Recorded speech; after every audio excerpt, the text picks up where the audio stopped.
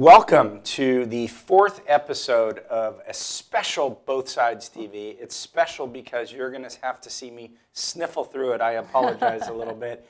And my guest today is Nanea Reeves, Hello. Who is the president of TextPlus. TextPlus, formerly TextPlus. Formerly TextPlus, so you just changed a letter. We did, and I like that it starts with an N. Yes, okay, so obviously you chose the brand. No, they were thinking about it. And just disclosure before we start, I'm an investor and I'm on the board. But what I wanted to talk today to you about is leadership. Okay. Let's start with simple things. You started how long ago at TextPlus? I started January 2014. January 2014, so just over 6 months. Mm-hmm. And your title is president. Correct. I presume there's still a CEO? There is a CEO, Scott Lehman. Why would a company have a CEO and a president? What is the difference? Well, I think that prior to my arrival, Scott was focused too much on operational and not spending enough time being outward facing to the company. Yeah. We have a history from working together at Jandat. I think this is the third time I've actually reported into Scott. Yeah. He swears one day we're going to flip the roles. Sure, so, when he reached out to me, it was specifically to come in and run product, engineering, all the operations. So in TextPlus is primarily a product development organization. Now, I am fairly famously on record as saying one of the biggest fudges that startups make is when they start, they have a CEO, a president, and a COO. Right. And the reason they often do that is three friends start a company, and right, the three amigos. Yeah, and they sort of feel bad about it. They sort of feel like, well, if I'm going to take the CEO, you can be president. Right. And I think in most companies, it's a big mistake. Now, I was heavily involved not only in recruiting you, but in wanting this role to exist. And the way I would describe it, Nanea, is that there are times, how many people now work at TextPlus? We have about a little over 60, about 62. 60 people, we have millions of users, millions of revenue, we've raised millions of venture capital. Right. There does become a moment where the outside activities of business development, of dealing with, there are 4 major VCs on the board, of setting corporate strategy, and of focusing on revenue, end up distracting you from daily operations. So in some ways, you get to run daily operations. Is that fair? I'm pretty much running day to day. Right. The thing that was most important about bringing you on board was a need to get product under control. Let's talk about product management. You've managed product across many companies. And engineering, some, and we can talk about these in a moment, but you worked at EA, at Gaikai, at Jamdat, at Machinima, at eToys. You have a lot of experience. What have you learned about product management that you can pass along to people?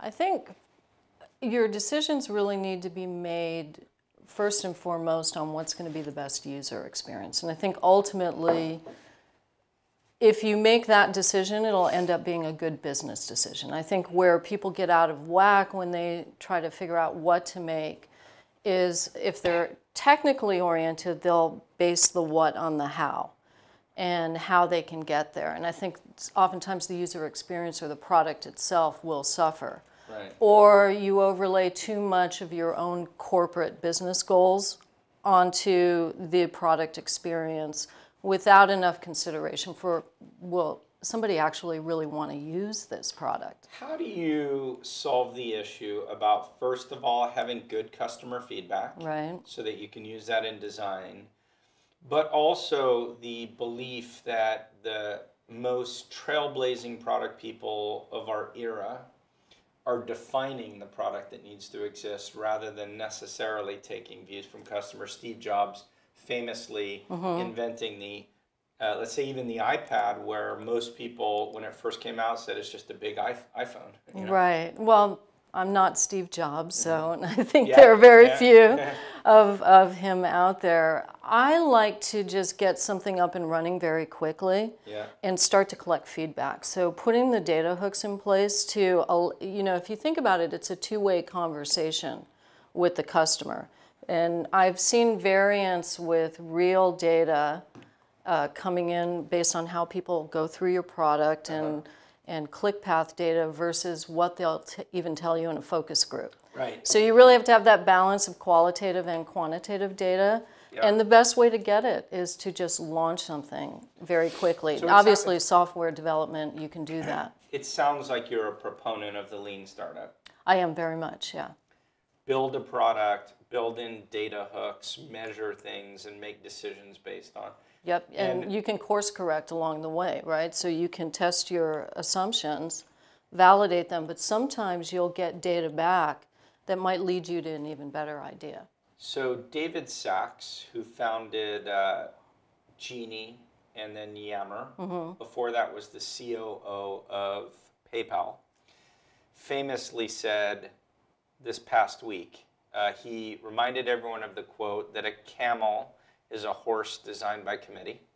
That's funny. I like that. And he said that the best product organizations are run by dictators, and at best you could hope for them to be benevolent dictators. Okay. But where you make compromises, you always end up with suboptimal products. What are your thoughts on that? I agree there's something to that. I mean, to be a really good product person at the end of the day, you have to balance the data, the technical path to delivery with your own gut. And the best question I ask myself is, would anybody even really want to use this? What makes it fun? And I think if you look at some of the shortcomings of our previous product, and we are rebuilding, hence the TextPlus, because we're expanding beyond text, is constantly asking that question of how do we surprise and delight the customer. That was something Mitch Lasky used to talk about a lot at Jamdat, that we want to surprise and delight that person when they pick up your product or pick up the game. So talking specifically about TextPlus, and we'll try to weave in some product lessons here. Right. TextPlus launched almost contemporaneously with a company called WhatsApp. Right. They seem to have done okay. And while TextPlus has millions of active users and has done well, it's certainly not WhatsApp. Right. I would diagnose, because you weren't there at the time, I was there through much of it, right, that most of our missteps came from lack of product quality. I agree. And they had a maniacal focus about performance and usability and simplicity, whilst we built in too much complexity, tried to handle too many use cases. And they being WhatsApp. WhatsApp, yeah. And that's really, I think, what differentiated them from everyone in the market. I mean, it wasn't just us. What are you trying to do different now? I mean, WhatsApp exists. You're not going to displace WhatsApp. What is the move from T to N, and why, and who do we serve? I think there's an opportunity for us to disrupt in voice and innovate in voice. Okay. We've been early to market with our voice product, Voice over Wi-Fi specifically. And then also the fact that we are supporting a class of customer that is not currently supported by the carrier, whether they're too young or they're, don't have the cash flow to have a carrier contract. And so we've really found whether it was by accident or by design, we've been performing this act of allowing people without cell phone contracts to text anyone, not just somebody having the app. And now they can do the same with calling. So when you layer that on, one, you have to just get basic plumbing in place and make sure it's a good quality of service. Because there's a lot of responsibility if you want to be someone's mobile operator in the cloud, as it were. But I also think there's a lot of cool things that we can do with how do you call? What's the new version of voicemail? And take a lot of our game industry DNA that we have in spades in the company, and start to apply it, to what it means to be a phone company. So maybe making voice fun. Making voice fun, I think, would be good. We certainly can do it. We're probably much more hardened on our voice platform than a lot of other people starting to move in that arena. It's not an easy thing to deploy and support. We, as a company, TextPlus, you mentioned one of the value propositions is being able to text anyone, whether it's smartphone, not smartphone, iOS, Android. So integration with carriers. And the second is similar on voice, because there's other products out there, whether it's Skype or Viber, that allow you to make voice calls. Like, how do you differentiate from Skype or Viber? I'm not going to give away all the crown you don't jewels have just to. yet, but I guess at the basic level, it also allows you to operate off of Wi-Fi and call other people at the high level. At the highest level. Okay, yeah. I promise not to give anything else away. So you came into this organization, and how did you goal set? I mean, how do you take over a team that exists and that has been directed by other people? You know, it's been probably one of the most fun experiences I've had in my working career. Yeah. You know, it's certainly a challenge. You gave me a lot to turn around. I think for one of probably the best aspects of it is that I've worked with the founders. You know, we have a long working relationship. Yeah.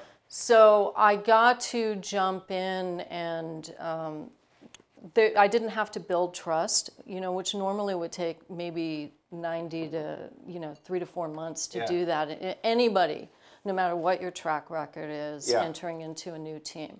So I didn't have to do that. I could hit the ground running. And I think that was a huge advantage. There was, immediate trust and built-in relationship. You know, I listened to a lot of what people felt was the problem. And I think that's something that female leaders, can really add to a management team is decision-making by building consensus. And so part of that is just allowing people to be heard. And I get your dictator side of it, though. I think that's important, too. Yeah. And I was very clear up front. I said, I want to hear everyone's point of view on what we should do, and then I'm going to make a decision. So rather than be overly gender specific, one attribute I think you're pointing out is that perhaps women are more consensus driven, and that provided that people are heard, and provided that they feel like they have a voice and you've listened to everybody, then you step in with a strong decision that may or may not meet everyone's needs. It's a well-balanced, or at least you hear the vocal minority. And there's a lot of data that says after the 2008 downturn, the companies who had, well-balanced, gender-balanced board of directors experienced quicker turnaround. So I don't know if that was part of the contribution or not. I think some of the one of the problems I see is, though, that women don't orient their careers into positions of power. You look at any management team, blue shirt gallery, and there'll be the females in marketing and HR, which, at the end of the day are not the most power, position that you can be in on a management team. Marketing, first place that gets cut. Obviously, HR more of a support mechanism. And so, not that anything's wrong with people who choose careers in marketing. They're great avenues for advancement. In a startup, the most powerful roles are product, engineering. That's right. Sometimes marketing can be. It depends on the company. It depends on the company. Depends on the company and the situation, but usually product and engineering are two of the strongest, most important roles. Sometimes, as companies get bigger, business development, strategy, sales. But certainly product and engineering, and you're taking on both of those. And this is not your first rodeo. You've run engineering before. I have. And, so I saw that. I started off in marketing, and I actually had someone mentor me specifically to move into more strategic roles. So it's something that I've shared. I have seen recently a lot of very powerful marketing people emerge from owning P&L through digital distribution. You definitely see that at movie and entertainment companies happening, because distribution usually was happening as a side thing that marketing did. But it's unfortunate. I'm also seeing that P&L get taken by the chief digital officer who's coming in to run the business. So you see that trend starting to happen. So I think you have to really think about how do you really, are your efforts making more of a contribution to the company? I read the most wonderful piece recently. It was a sketch cartoon written by a woman, happens to be a lesbian, about, and I don't even remember who it was, or even if she said who it was just making the rounds 2 weeks ago, about really small, unintentional bias against women in technology teams. And she walks through all the cases of where working with her male workers, often she doesn't get as challenging of projects and they don't push her as hard. And she finds that when they want to go to peer groups, they tend to ask men instead of asking her. And I don't know the extent to which that's true or not, but it was making the rounds and it really had a profound impact on me. What advice would you have for men on how to better interact with women in a startup organization? And I guess I would say this, Nanea, in a world where we've had several high-profile incidences across many companies over the last 6 weeks of accusations of either misogyny, abuse, mistreatment. Going back to, I'd love to read that article. I do think probably early on in my career, I was hyper-focused on what opportunities were not being given to me. Yeah. And once I put my attention on what I could do better, and understanding that maybe I can't change the gender bias, but I can certainly get the men in the room to see me as an exception if they had the bias. How do you do that? And I did it with data. So for me, because if I presented an idea and it got dismissed because I presented it, and some of it was also I was young at the time too, I could use the data to validate, my idea. And so it also got people comfortable with the fact that I was going to do a test and said, let me do the test. So they would see me take initiative and want to prove it out and deliver quickly on that initial concept to prove it out. So it just builds confidence. But I think that most people, whether they're men or women, should do that. I don't think it's definitely a gender thing. So when I started to really look at how I could be more strategic, start having a reputation of delivering things, and delivering things that were focused toward contribution to the business, I never really encountered a lot of those biases. Okay. I mean, maybe at a conference at 10 o'clock at night when people are a little drunk. Yeah. So we won't go there. We won't go there. And I had no intent of making this a let's talk about gender issues for an hour. I would just say from my observation, and we'll move on, is even in my earliest meetings with you, you have a very strong communication style, and I think that helps. I think you express a sense of confidence, of knowledge of the topic that you're taking on, and a willingness to take on other people. And I think I appreciate that. You may be, and you do it in a very charming way, like with a smile on your face. But I don't think you back down from team-based issues, and you stand up and you project confidence. And you don't perceive that as being necessarily something you see in other women that frequently?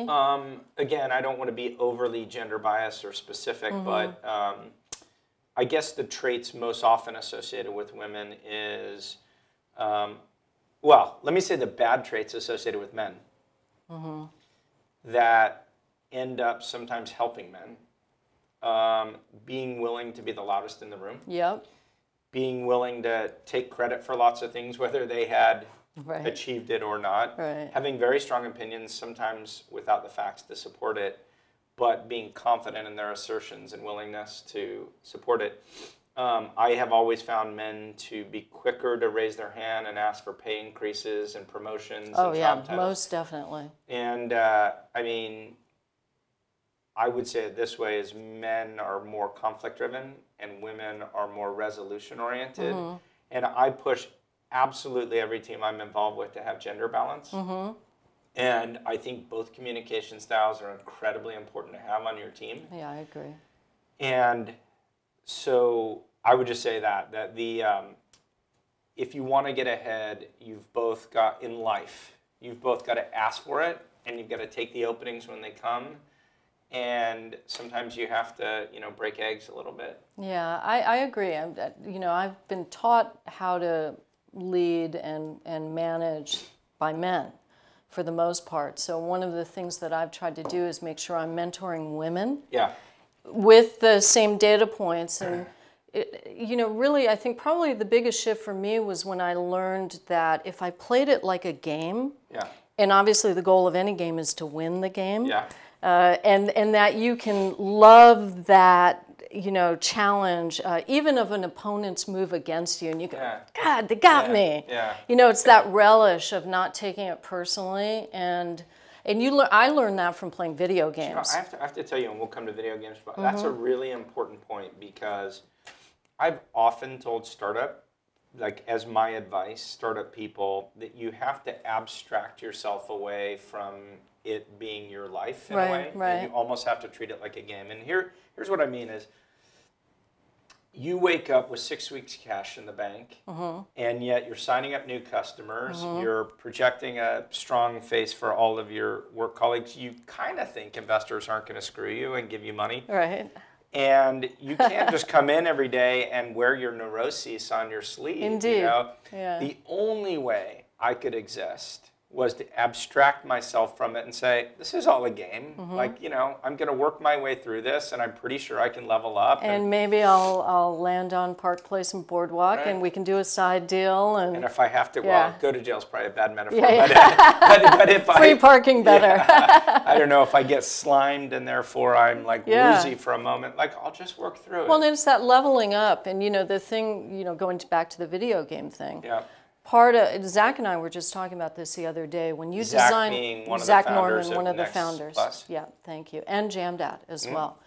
And he formerly was a game designer at Activision and had done some great games. And we were talking about when you build a game, you create win criteria and lose criteria. Right. And the lose criteria, the game is more weighted with. And part of the process of winning is losing over and over, accumulating knowledge. You kind of go, Edge of Tomorrow, have you seen it? No. It's such a good movie. Is it good? Yeah. I've heard it's right up my alley. It's a movie with a video game metaphor, because he keeps dying. I know. I want to respawn in life, I took There's my no boys. undo. It's a wonderful That's movie. awesome. And I generally don't like Tom Cruise movies. And you also learn that when you play sports. And so I think a lot of times, going back to the gender topic, little girls don't learn these qualities of teammanship, and they don't play. A lot of them don't play video games and get that muscle developed of incremental learning, based on failure. And so you get, even though you outperformed the boy next to you in school, you show up to work without a playbook. Okay. And the work environment has been defined by men who grew up like this. Yeah. So it behooves us to get ourselves into positions of power where we can actually change some of the game being played. So it is more well-balanced, and we can bring some of the things I always say this, we're all shaped by our own experiences. In my household, and I write about this a lot publicly, the dominant character was my mom. My mom was an entrepreneur. My mom planned everything. My mom was take charge. My mom was conflict oriented, and all of life's little parables that you learn came from my mom. One I famously talked about is, you don't ask, you don't get. And my mom was not that wallflower. My mom was one who's she was in there negotiating. I'm going to get X. On behalf of her family, probably was what motivated her, right? Yeah, very possible. I don't know. I think it's just character. You know, you're just born with that trait. And my wife has a term for it. She calls it IJ. IJ stands for inner Jew. I'm totally stealing that. I will just say Can a Shiksa steal that? Yes. I don't know. Will I get away with it? my wife is Jew-ish. Okay. Meaning she's not Jewish, but we're raising. I'm a step Jew. Okay, we're raising our kids Jewish, and my son went into a place to get cake. And they were sitting down together, and he wanted a chocolate cake that wasn't already sliced, and there were many that were sliced. And my wife said, well, you can't have that one, it's not sliced. He says, well, why don't you ask? And she said, yeah, but Jacob, there's all these sliced cakes. And he says, but I want that one. Can I ask? And she said, yeah, you can ask. So call the lady over, and my son says, well, I would like that cake, a slice of that. Is that okay? And the lady said, sure. My wife just wouldn't have asked. Right. And that's what my wife calls IJ. Like, you know, the willingness to always ask. You have to ask. You don't get it if you don't ask. And of course, many religions are like that, you know, but well, and I think that is a big contributor as to why women don't make as much as men. I've sat on the other side of the table with a budget and a salary range, and no matter what gender you are, I start off low. Yep. And with giving me some headroom, and if you accept the first offer, you know, they've calculated it adds up to about $650,000 over a lifetime career, you know, at the $50,000 to $60,000 salary range. Right. So it's significant money that you leave on the table. There are some great lessons to be learned. I'm so happy to see a strong female leader at a tech company in LA that I get the opportunity to work with. That's awesome, thank you. I work with several other, I don't know if you know Karen Nortman, who she runs a company called PSXO. But it's wonderful, and I just hope that many other women can learn from you and be mentored by you. And I don't want any more of this to be about women because you have so many leadership traits that I want people more broadly to understand. But thank you for allowing us that diversion. You got it. Engineering, how, in your mind, do you manage engineers differently than you manage product managers? Well, I think if you think of them as separate organizations, you're going to set up a battlefield. Okay. And so one of the things that we've done successfully over the last few months that we've been building out the new platform at TextPlus is to create feature teams. So you have engineering, product, project, all working together and defining, you know, I set up one working on improving the existing product, another one working on voice for the next product and messaging for the next product, 3 separate teams. And then we have a 4th team we've just started up building out the data environment. And so at some point they'll all start to move from one to the other so they get exposure. That convergence is already starting to happen. I think it's really important because an engineer will make business decisions along the way and they're not even aware of it. For instance, hard coding a $sign in a product pretty much ensures you'll never be a global company. You know, it sounds absurd to think somebody would do that, but it certainly happens at startups when people are in the rush to get something out the door. And that person may have moved on and you don't realize, wow, to unravel this decision is a complete re-architecting of the product. So it's important that they be exposed to what the goals are of the product at any given term and time, and that they understand strategically what we're trying to accomplish from a product standpoint too. One of the tools, Nanea, that I always used was we required our engineers to go on customer visits. It's a great idea. It's a bit like Hatfield and McCoy or Arab-Israeli conflict. When you don't know the other person, you imagine all this stuff about them, and then you sit in a room and you realize, okay, we're all the same. I found when engineers don't get in front of customers, they have this archetype customer in mind, and then they get out and meet them and they're like, oh, wow, you actually want to do X, right? And you take more ownership for it. So I feel like it's incredibly important to turn the organization inside out. You know, we also had a lot of people take customer service calls. You're designing products, but you're not hearing what people are complaining about. I've done that. At eToys, we did that for sure. But let me say this. As someone who developed software and was a product manager in the 1990s before agile development, we had waterfall. The idea was you had marketing that would talk to customers, they would look at competition, they would create a bunch of specs, they would throw them over the fence, received by a product manager who would chunk it up and create work packages and prioritize work, who would throw it over the fence to coding, who would build it, who would throw it over the fence to testing, who would make sure it would work. And then when it was completed, you throw it over the fence to operations and support who actually have to support it. By the time you're 5 levels down, you're 5 levels at the end of the organization. Interdepartmental hate. And you have no ownership for the decisions that were made. I think modern development has done a very good job, and I'd like you to talk about how you think about this. And feel free to disagree with anything I say.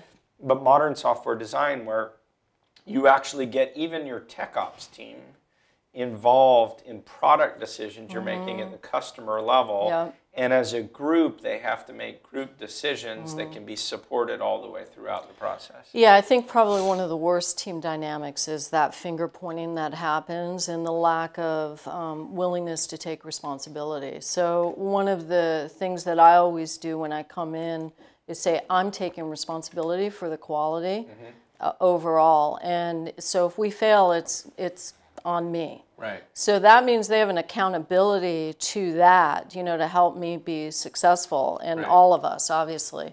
And they can't, you know, throw someone else under the bus by not bringing up a mistake that they're seeing, but because it's not in their scope. And you see that all over the place. And it can happen in Agile, it can happen in Scrum, and, you know, all the different methods out there now. People can use it to hide out and not be accountable. Right. So I like a sense of, you know, when you do your morning stand-up, rather than saying this is what we did yesterday, this is what we do today, this is what we accomplished yesterday, this is what we're going to accomplish today. So everybody has a sense of contribution. And I think one of the most exciting things in technology orgs right now, and you mentioned it, is that DevOps role. Right. Right? So that IT becomes more involved in engineering, decision-making. We're figuring out the deployment process early on in product. And the same thing with data instrumentation. A lot of people go, hey, how many people, you know, clicked on that? And I didn't know you wanted me to track that. So if you think about the data hooking early on as part of product development as well, you know, you can solve that problem because you can't retrieve data you don't insert. Right. If I involve DevOps and if I involve testers and programmers and architects and PMs, product managers, how do I avoid building a camel? That's a challenge for sure. And I mean, we've struggled with that. You see many companies struggle with it. I like breaking it down into smaller chunks. And it's something, you know, we've heard Bezos talk about in Amazon of these pizza teams. Yep. And I saw Motorola do something similar where they would take, you know, people who were just working the grind day to day and put them on these tiger innovation teams to develop new technology. I like that way of working where it's a smaller, well-balanced team with a DevOps, with a data person. And so you end up feature teams. Yeah, a reduced set of features, but the team becomes responsible for the outcome. Right. And so also when they move on to another project and they might go intact or split up, there's a transference of knowledge. It becomes cumulative. So let's talk about team management. I know that, I mean, first of all, we should say our head of engineering is also a woman. She is. She came from Gabriella. Yeah, Paxo. I think I'm saying her. She's got one of those crazy. Too many consonants. Yeah, no vowels in her name. But she came from Skype. I know very well just to say her first name. Yes. And our head of monetization is also a female. That's true. Right. And by the way, these happened before you joined. They did. It was a friendly culture. Nice coincidence. Yep. But organizationally, you have engineering people who tend to be super technical that want to be involved with setting standards and making architectural choices and choosing what the future tools ought to be.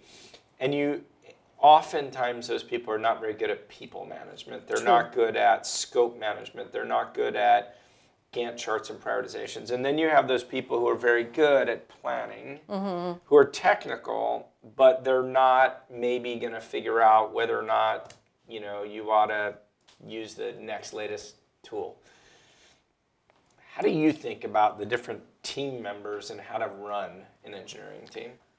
I like to, I think this is something that, you know, gets developed over time. You start to understand where things are, you know, consistently going to go wrong. And so there are always areas that you can assume are not going to work out. And so I'm always looking at it through that bias when I'm listening to a recommendation from someone. And then I try to look at what's their, you know, I try to intuit what's their personal agenda here. Right. And not assuming that they're all lying, but, you know, that they're really driven by their own agenda. And then take that into consideration. So every team is unique. I personally prefer product managers who were former engineers, and same with project managers. I prefer technical project managers. So we're all speaking a common language on the how, and there's also an understanding of phasing that you don't normally get if you're not technical. So you might be able to deliver on that same business goal in a much shorter path that will accomplish the same thing. So there has to be an understanding of the how. You talked before we got on camera about the role video games played in your life. You learned a lot from that, and that's what led you to have a tech career. Talk a little bit about video game as a metaphor for business, for life, for what you learned and how you got into it. Yeah, well, you know, you can't, over time, at least when I started gaming, you know, it was even before the web, you know, so I was going on to IRCs to find out how to do certain things and rally, you know, the troops to, you know, finish a game and find out how to complete it. And then when online... There were no YouTube cheat guides? No, there weren't, you know, which is what really attracted me to Machinima, because I was using Machinima with a laptop next to me while I gamed, you know, or an iPad when I was playing a PC game and wanted to know how to finish something. So you know, in playing multiplayer early on, you learn the basic concepts of networking. So technically, I was exposed to technology inadvertently by this curiosity and desire to want to play a game. And then connect with other players. And you start to, I even built a PC once with, I didn't ground the screws, and I fried the motherboard, and you do that stuff once. And so I like that concept, I mentioned it earlier, of the win-loss criteria. You do build a muscle of learning through failure. And obviously the good players, you know, have a history of losing. And then there's some aspects in online play where you have to be a really strong leader, you know, especially in Battlefield and Call of Duty. I've watched my husband's grandson, who was 8 when he started playing, even though that's against the law. I didn't say that.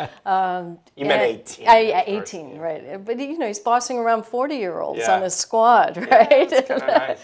So, you know, there's a wonderful Harvard Business Review article on how the CEOs of the future will come out of those environments, because we have to deal with remote workforces and be influential through those. It's funny you say that, because that's where I was going to go next, which is this. Modern leadership, modern networking requires you to build relationships that are virtual. Whether it's through Twitter, whether it's through commenting in chat room forums, you know, whether it's how well you network on LinkedIn, whether it's how you comport yourself on email. And I have found that I have built really strong relationships online before I ever met the individual. Then you meet them, and in a way that cements your long-term relationship, and then they're much more than a virtual friend. But some of that must also have come to you through games and gaming. Absolutely, and I think there are, you know, there's definitely work that the game industry can do to be more attractive to more girl players. You know, the females, and there's lots of commentary online about it. It would be nice to be able to see ourselves more as the hero character in the game. Well, here's one thing you'd like to know. I just heard on NPR on my drive-in that Thor is going to become a woman. Did you hear that? No, I did not. Thora? No, they're going to call her Thor. Nice. So it was just announced, I think, today in time for Comic-Con. Great. And Marvel apparently has never had strong female leaders. And they didn't, well, they said that, so they have Catwoman, not Catwoman, what's the one who's on the Avengers that Scarlett Johansson plays? Poison Ivy and... I can't remember what she's called, but Black Widow. Black Widow. She's Black Widow. And they were pointing out that they made a Hulk movie and they made an Iron Man movie, but they never made a Black Widow movie. That's cool. Yeah, I think it's important for little girls to see themselves. What they were saying is, like, if you look at, I guess, DC Comics, they always had Wonder Woman. So they at least had a strong female superhero, but historically Marvel hasn't. And so rather than trying to create one from scratch, what they're going to do is they're going to have Thor lose his power.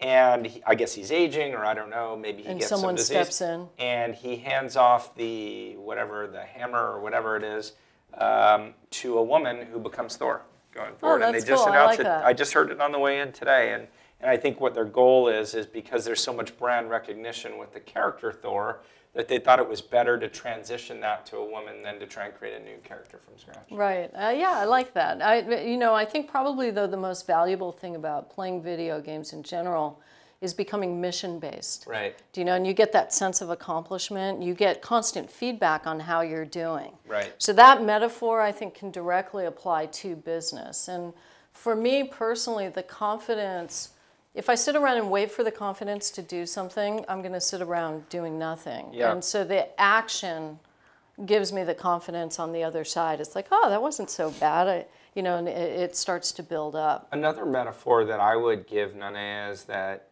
in a way you develop, a term a friend of mine, Dimitri Shapiro, turned me on to, pseudonymity.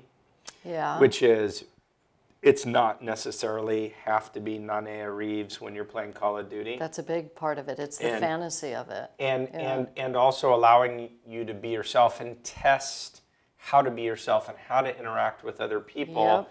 Whereas if you make mistakes on Twitter and it's known to be you, it can be fatal, right? Like to your career. Right. And so probably some amount of these online, I know there's a generational thing. I look at my parents or my in-laws and they look at me allowing my kids to be on when they were young, whether it's Club Penguin, whether it's playing with Minecraft. I look at it very healthy that they're building these online relationships. It's not passive. They're not leaning back. It's interactive. They're communicating with people, and they're learning to do that in a safe environment. Well, and Minecraft specifically gives you the concept of being a maker, that you can make something. And then, the toolkit is very similar to a lot of coding toolkits. Yep. So I think it's a gateway to coding. Yeah. We need more people doing it. I love seeing...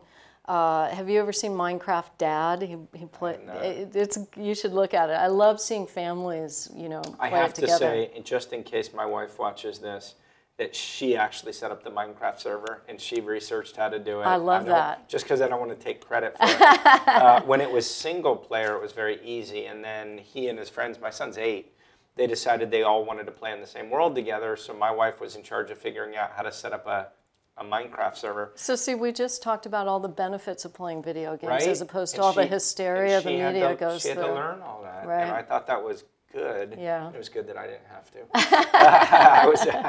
You sound very proud of her. I'm always proud of my life, but it was a very busy period of my life, so I was very grateful for that. That's great. I just want to cover one more topic, and then we'll try to bring this to a close. Okay. In talking about leadership, one of the most important things that leaders of all genders have to deal with is hiring and firing. Right. I want viewers to get your advice on, first of all, how do you source great people? How do you screen them during the process? And then third, we'll come on to how do you know when it's time for someone to go and how do you deal with that? So in terms of sourcing, how do you create, is it just having a recruiter, or how do you have a good stable of people? I'm a big believer, and you wrote something very recently about, teams who know each other. Sure. And so getting the band back together. Completely. And there's a data guy that I hired for our company who I love. I think he's one of the best, and just hired a product person who I love. I think she's one of the best. And so you start to build your army.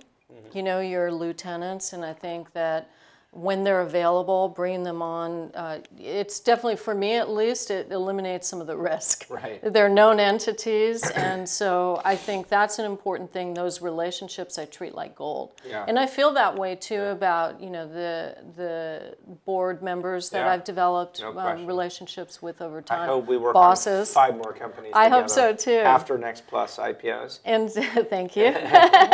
And I have to say I'm my lucky streak right now. Yeah.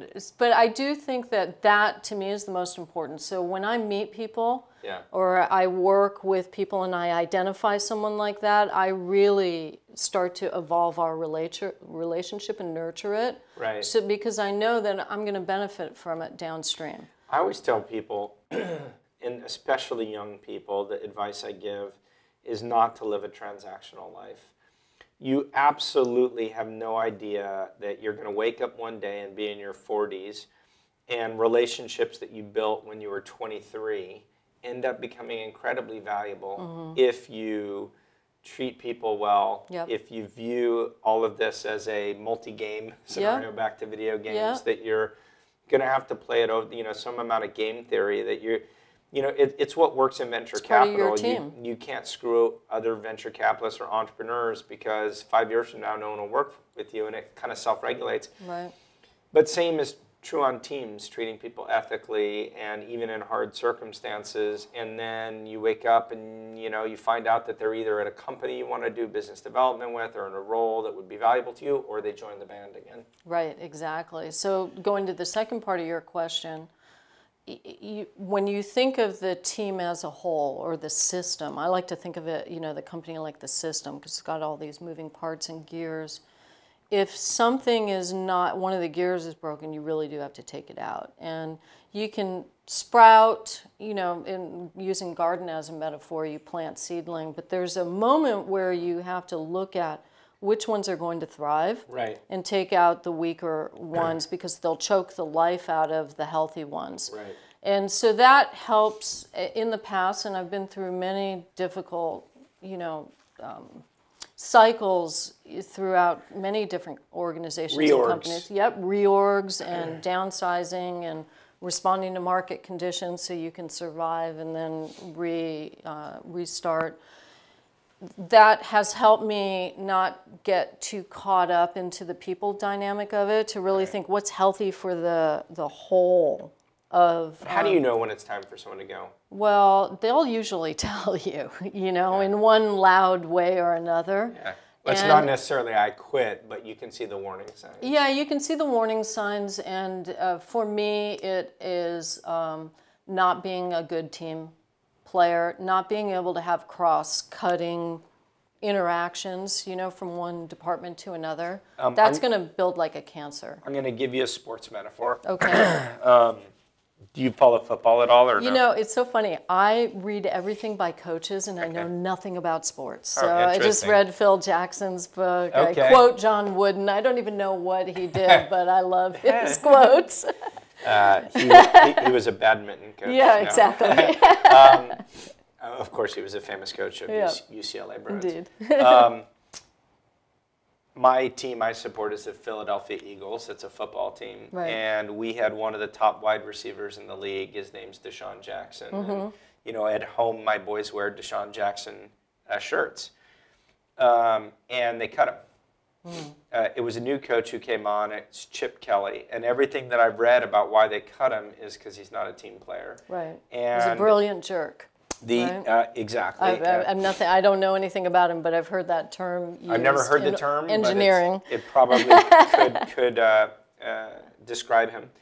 And the previous coach, Andy Reid, was okay to have individual contributors. Chip Kelly, who came on from the University of Oregon, is very much a team coach, and he wants cohesion. And I think in his mind, I don't want to put words in his mouth, is having a bad apple lowers the playing field for everybody. And even if I have to give up somebody of great talent so that I have this orchestra that works well together, it was worth doing. I couldn't agree with you more. And if you have somebody who is maybe not a rock star talent but has a great attitude and aptitude, you can turn them into a rock star, and that contribution will have a ripple effect that's much healthier. The company will see that you nurtured someone who is well liked, and that it just it's like compounded interest, and the negativity is the same too. Narcissistically, if anyone's interested in the topic, I've written about this on my blog, Both Sides of the Table.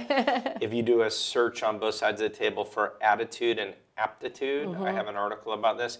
I always say, if you're, you have to have someone who's at least a 9 out of 10 skills-wise. Yeah, sure. But if I had a choice between a 10 out of 10 skills and a 6 out of 10 attitude, or a 9 out of 10 skills and a 10 out of 10 attitude, I would always hire attitude over aptitude. Completely. Now, if you can layer in a mature mentor to the person with aptitude and attitude, then you're golden. So that's kind of how I look to, and I've been focusing that strategy directly on the company, that we're talking about. Wonderful. So Nanea Reeves, who is the president of TextPlus. Soon to be Next Plus. Soon to be Next Plus. I slipped because my paper says Text Plus, Yep. even though I wrote it as Next Plus, and I think I told you my assistant thought it was a typo, so she auto-corrected it for me.